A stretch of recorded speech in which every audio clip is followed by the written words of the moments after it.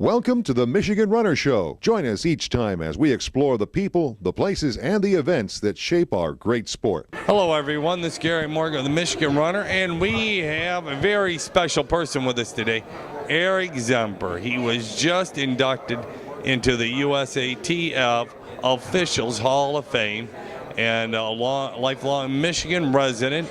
And so just to start out, Eric, what does it feel like to be in the Officials Hall of Fame? It's fantastic. It's something I never would have expected when I first started out in this. I've been officiating for a long time, 47 years now. Got started right after I graduated from Michigan State University, basically to pay the sport back for having a college education and a lot of great experiences, meeting a lot of good friends, teammates who are still good friends 50-some years later. But it's been a long ride, a very enjoyable ride. I've enjoyed every bit of it, and to have something like this happen was beyond anything I would have expected. I'm really honored and very pleased. So you went to Michigan State. What events did you run up there in college? I was a distance runner, anything from the mile on up, and I ran cross country as well. I ran in high school at Howell High School as well. And so, like you said, you got into officiating to pay the sport back, and you've done it forever. But the big thing is you were an official with it's called ATO and a ITO. What do both of those stand for, and when did you get them? The ATO is acronym for Area Technical Official. It's an IAAF designation for officials that work for the IAAF. I first became an ATO after taking a course and suffering through an exam in Winnipeg, Canada in 1999, a week-long course. Then I became the next level up, the ITO's International Technical Official. I became in 2005 and have been ever since. We get tested every 4 years, and I've survived 3 of them so far.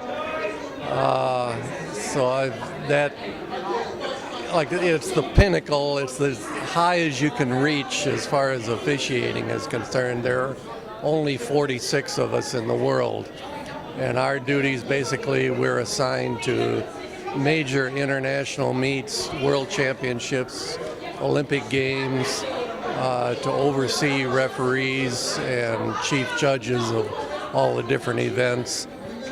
So we have to know the rules, know the mechanics of officiating across all the events, and it's quite an interesting process. So were you born and raised right here in Michigan?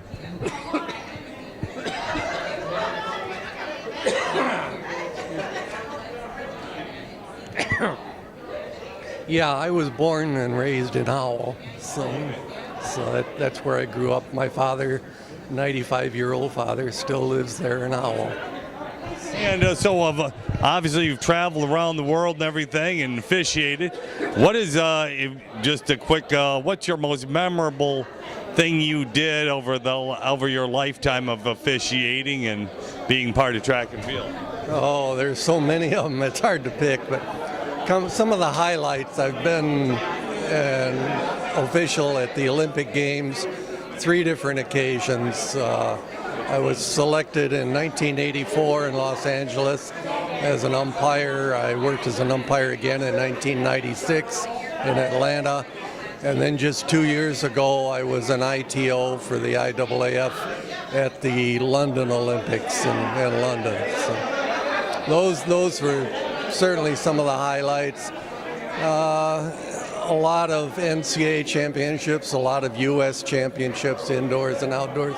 Working at Hayward Field, I lived in Eugene, Oregon for 15 years until 14 years ago I moved back to Michigan. But I think working at Hayward Field and some of the great meets they have there, like the Prefontaine Classic, I've worked all but 1 year since 1986. And some of those are fantastic meets. So there's been a lot of them, but those are probably some of the highlights. Well, one last question. Are you going to be in Rio? I don't plan to be, because I was in London. You don't get assigned by the IAAF to do Olympic Games in a row. So I'm 99.5% certain I won't get assigned to Rio unless it's through the Paralympic Committee, because I'm an ITO also for the International Paralympic Committee. But I won't hear about that for some time, I suppose.